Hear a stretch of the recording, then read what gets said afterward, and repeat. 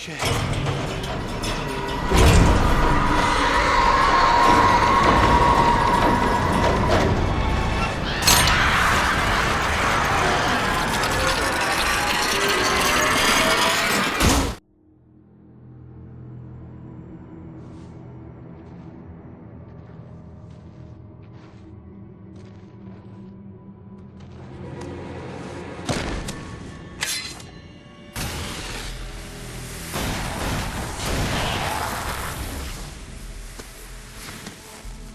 Come on, we gotta get moving. More of them coming. That flashlight's kid stuff. The flares will keep the bastards away.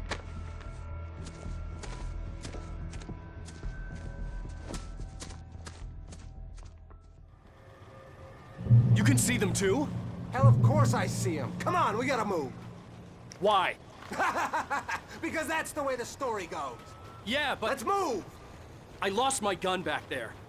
Oh, I've got a gun. Just keep that light steady on him. It took a moment, but then I recognized him. He'd been on the ferry when I first arrived here with Alice. He knew my name. We were headed in the direction of Lover's Peak. There was no way this was a coincidence. He was the kidnapper. Come on, Wake! You better keep up. It's them. Ah!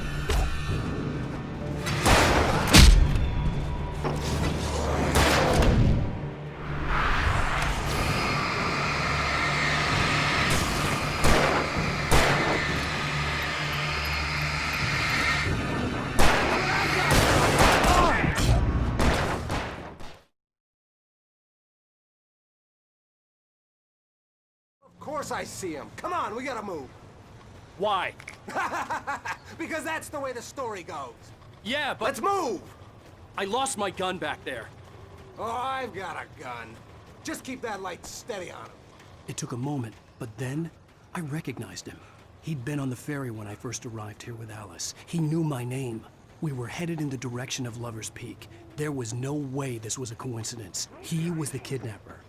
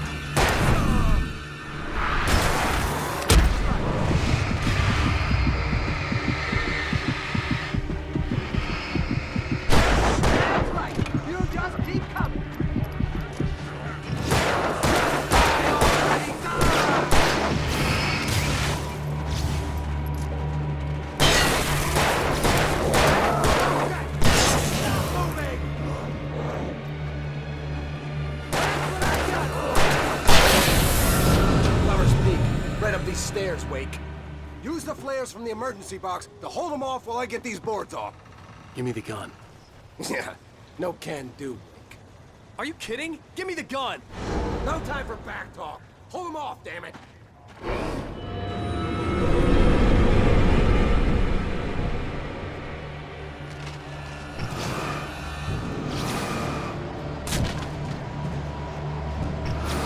a little longer to scare them off.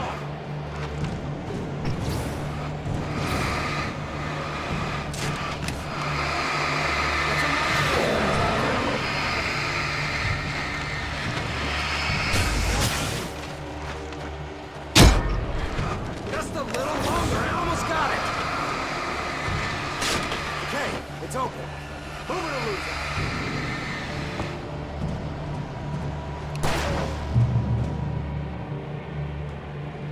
Ah! Oh, you feeling better now, Wake? All cozy and safe.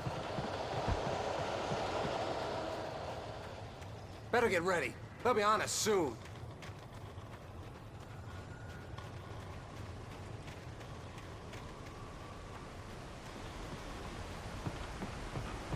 This is it, Wake. The last stand. There's more flares here.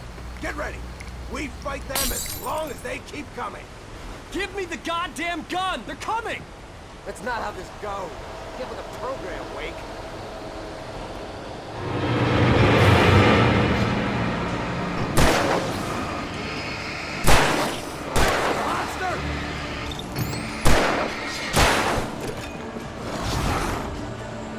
Monster! Stop fighting me! Get some!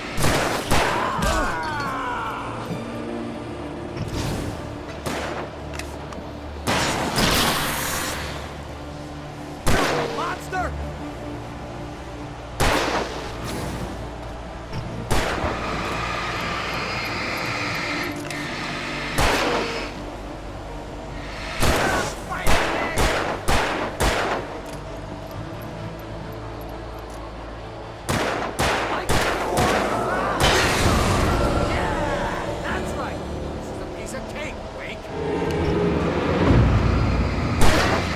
You'll just keep coming. Monster!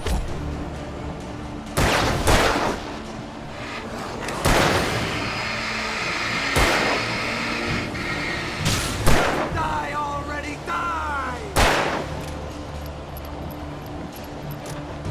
Stop moving!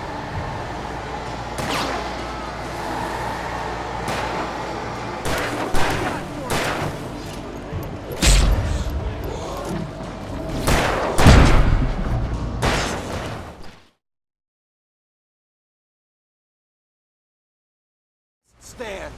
There's more flares here. Get ready. We fight them as long as they keep coming. Give me the goddamn gun! They're coming! That's not how this goes. Get with the program, Wake.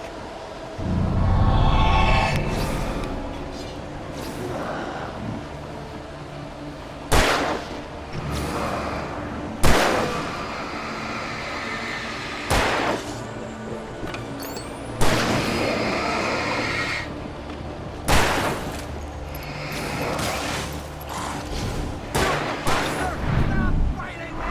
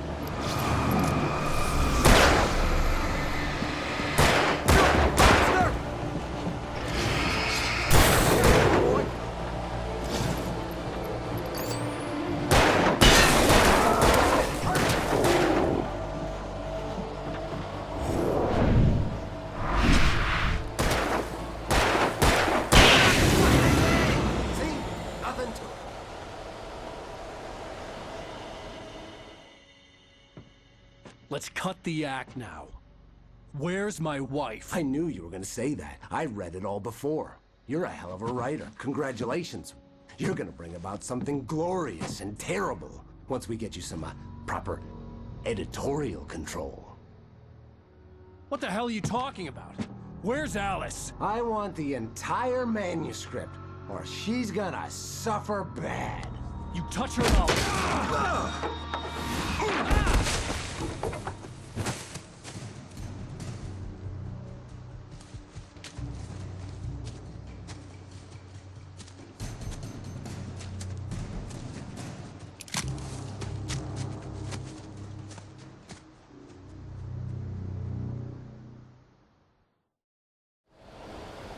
You're gonna give me the manuscript, or you'll be sorry.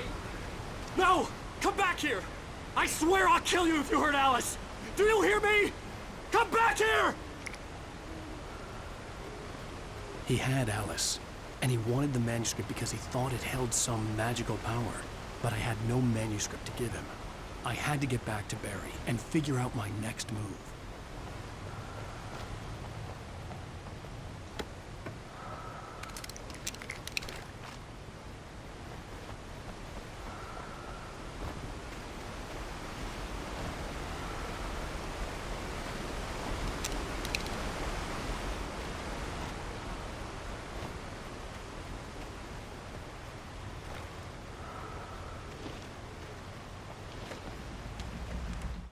On more than one occasion, Alice had tried to explain to me how it felt to be afraid of the dark.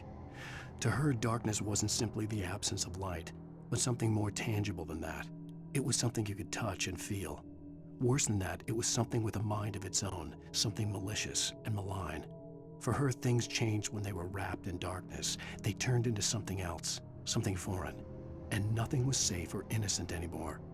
I'd never really understood what she meant, until now.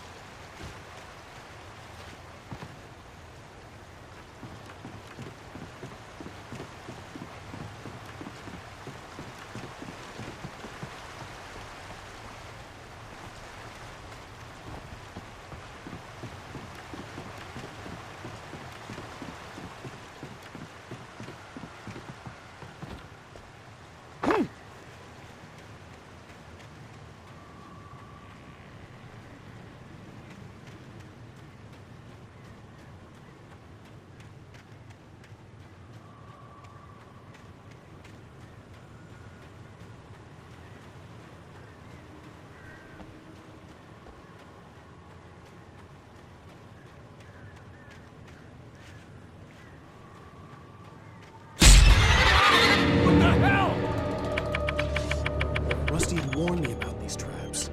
It hurt like hell. I was stuck.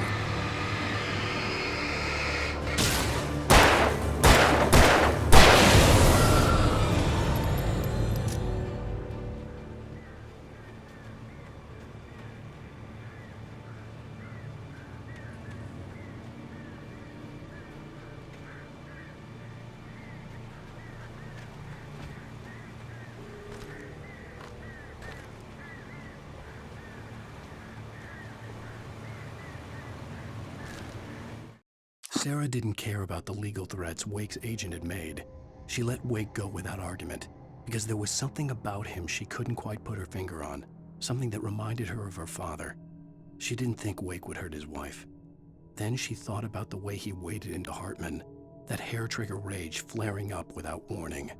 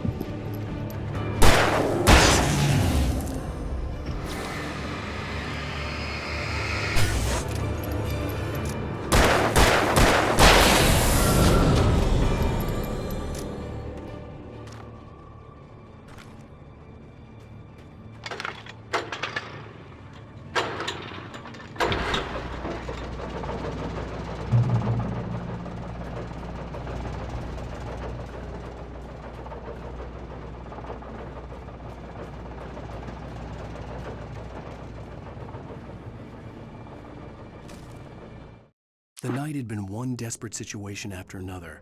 I was exhausted, and my body felt as though it had been chewed up and spat out. The flashlight was heavy in my hand, and each pull of the trigger sent a painful shock up my arm.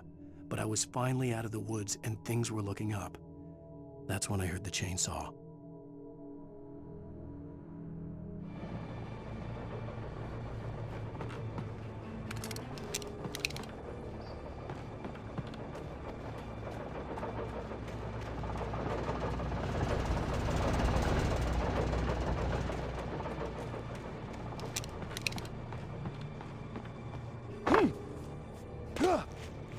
I had heard the plane fall. It made no sense. It was clear that it had just fallen here, but it was very old and obviously hadn't flown in decades. Looking at it sent a shiver down my spine.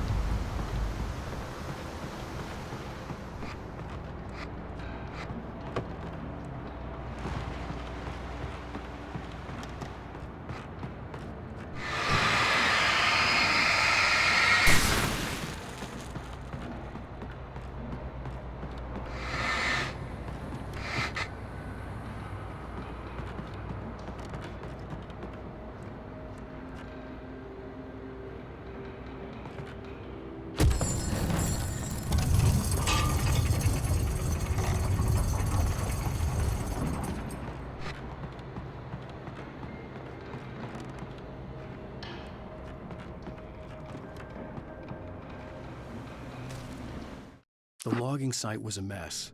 The modular office had been pushed off the cliff.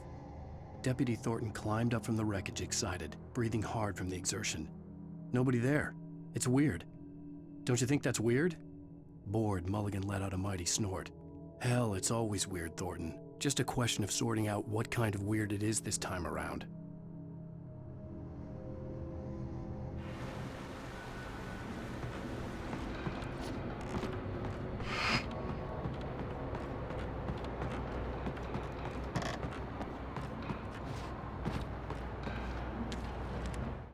When Barry saw the darkness attack the visitor center, it made him a believer. The men Al said he'd shot, they hadn't been just locals on crank. Somehow the world had changed, like the channel had been switched without warning. You think you're watching a sitcom, and you're really watching a horror show. When the birds started attacking the cabin, Barry wasn't surprised, just terrified.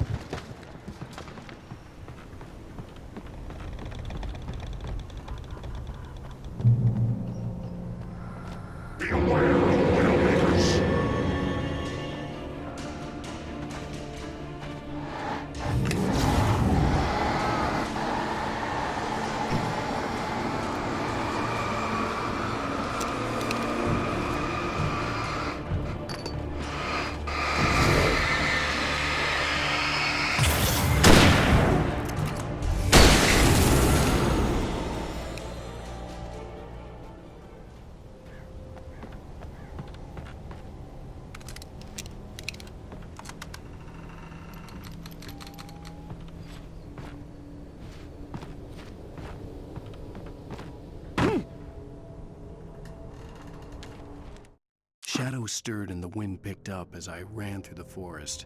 I felt the dark presence turning its gaze toward me. Then the moonlight was blotted out by dark shadows that raced violently across the ground, moving too swiftly to be natural. Darkness gathered between the trees and melted again to reveal the Taken. No natural path had brought them here.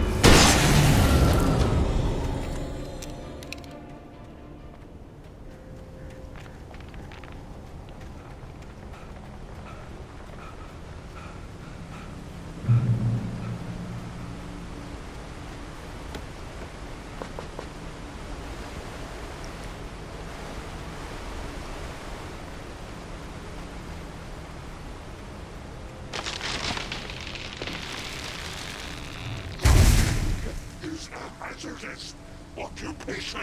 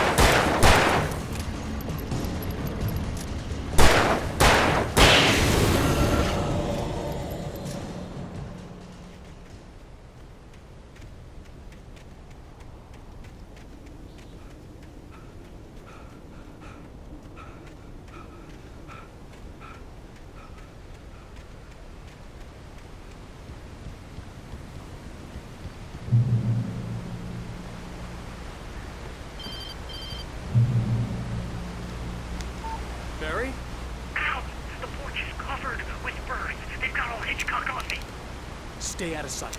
I'm on my way. Don't open the door. What, am I crazy? Stay hidden. I'll be there soon. Just make sure you keep the lights on.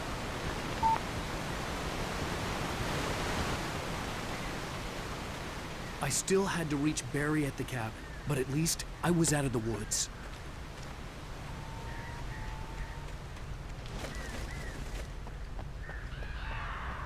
I'd have to get the car from the locked garage. It would get me back to Barry faster, and the headlights were a welcome bonus.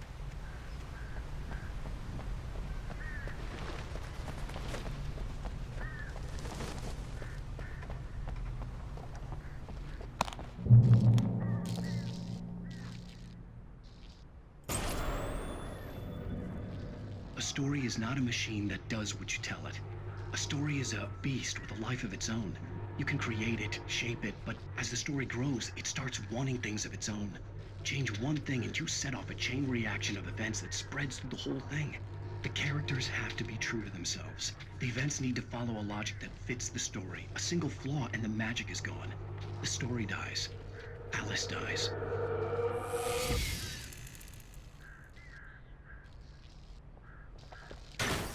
You can harm nature and yourself.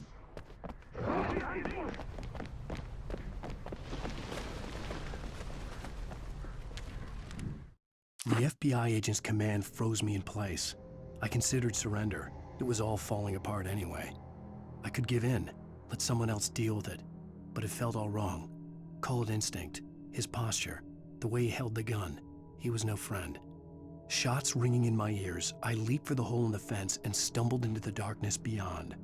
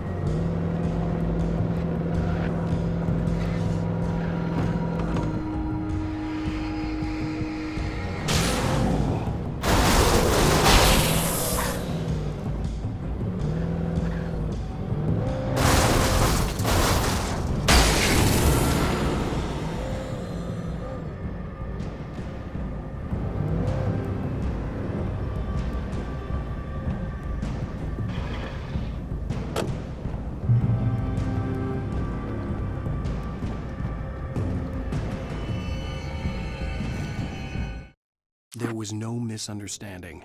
Cauldron Lake was where Alice and I had stayed, but there was no cabin and no island.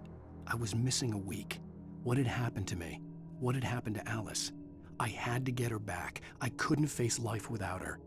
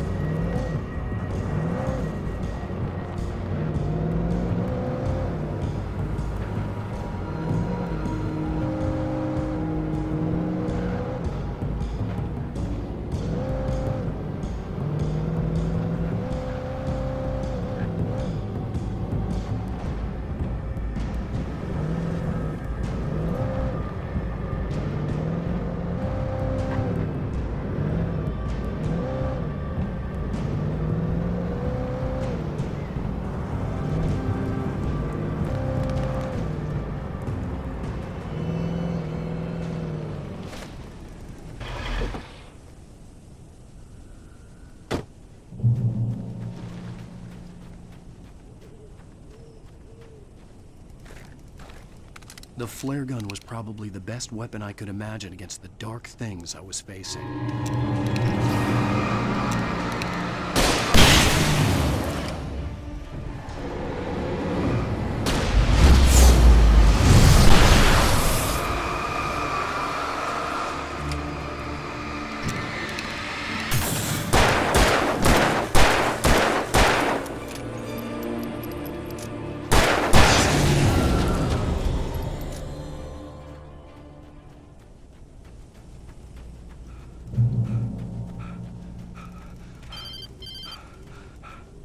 It was the kidnapper.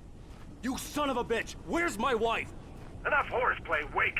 You deliver the manuscript, and you can have your woman back. Simple as that. I don't... Listen. I'm gonna need time to finish it. I still need to write the ending. I need... a week. It's not done. I need a week. 2 days. The old Bright Falls coal mine is nearby. You can find it easy, city boy. The main building, there at noon. You bring the manuscript, you'll get your wife. Not, well, get me? Yes, I get you.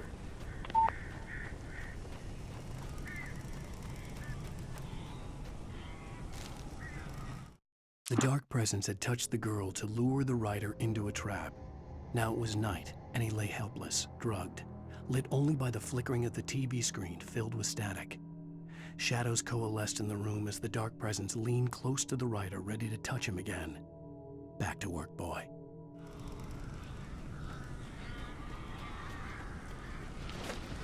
Barry had talked about birds over the phone.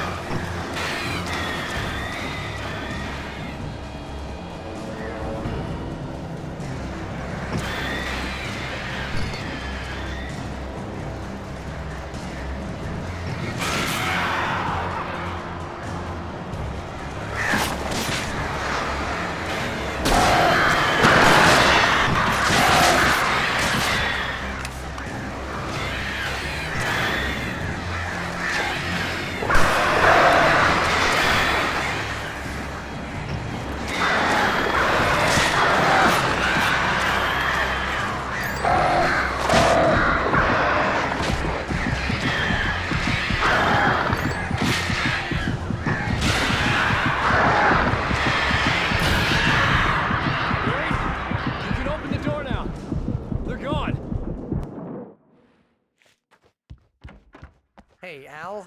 I'm sorry for thinking you were having a psychotic episode, man.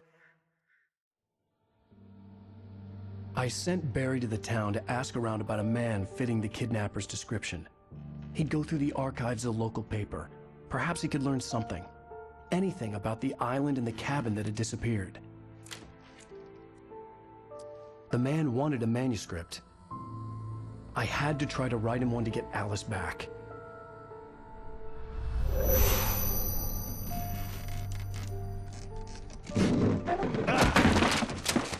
For me, the supernatural had always been nothing but a metaphor for the human psyche, a tool to use in writing fiction. Now, it was happening for real, and I couldn't put a single word on paper.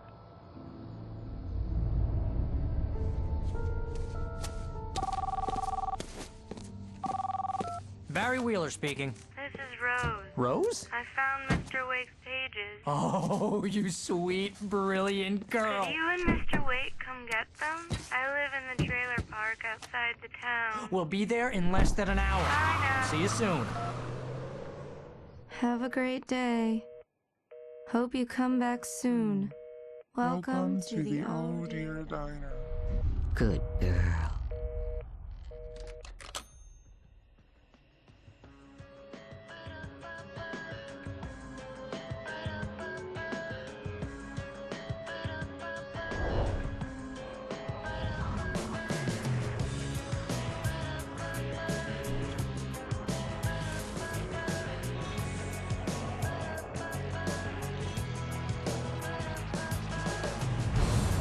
Come here.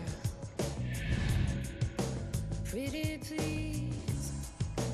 Can you tell me where I am? You. Won't you say something?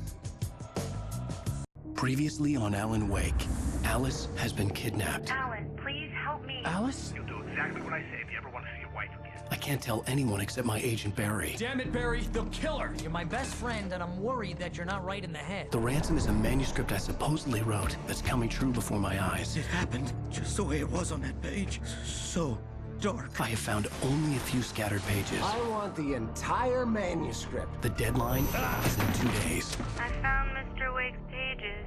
Good girl. How the hell did she get her hands on the manuscript anyway?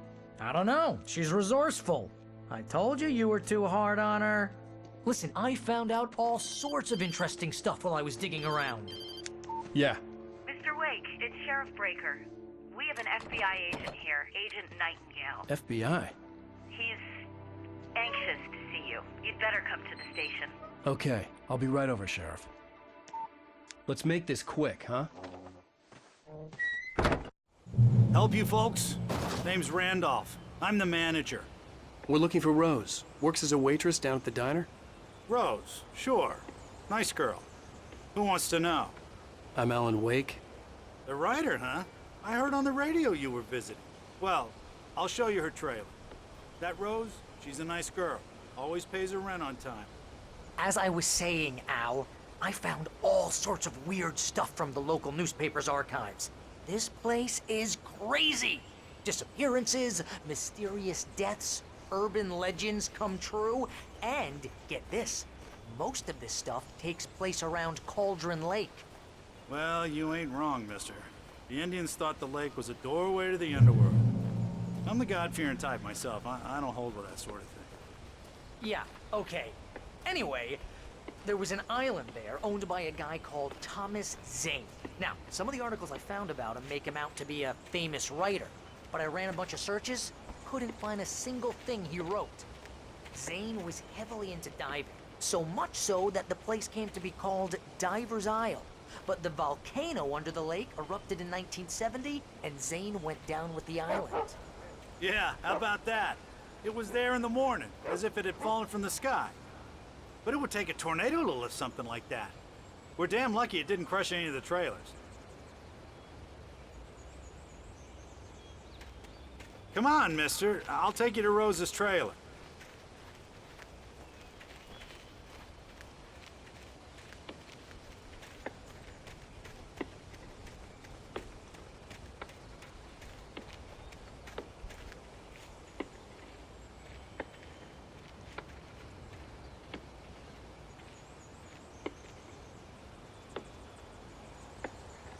gets better.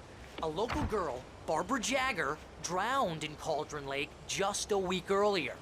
They were lovers. Sure, Jagger's a local spook story. The Scratching Hag. Comes for you in the dark. Childish stuff like that. Anyway, Al, I'm just getting to the best part.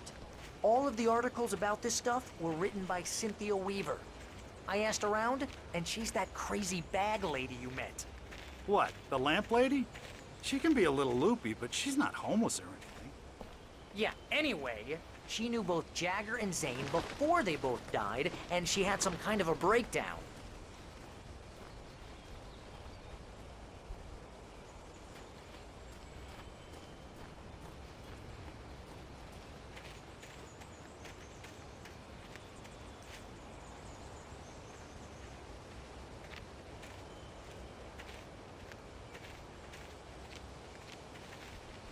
Well, mister, this here's Rose's trailer.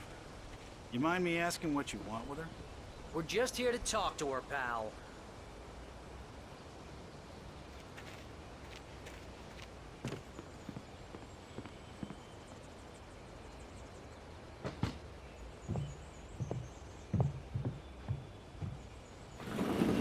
Welcome to... Oh dear, Mr. Wake. I'm so glad you're here. Rose, you have my manuscript? Oh. Oh, yes. Yes. Please, come in. Hey, this is really good. Rose, Yes, my manuscript. I really need it. I understand. I know what you need. A muse to inspire you. Oh, for Barry. She doesn't have anything. Yeah, hey, Al? Al, what's... Oh... Barry! What? What?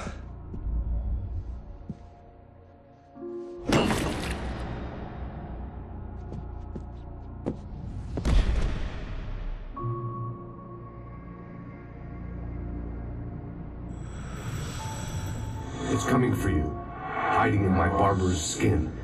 I'm too weak to stop it. You must turn the lights on. I promised I'd come visit you and your lovely wife. You must finish what you started. I insist. You must turn the lights on. Turn the light on. Back to work, boy.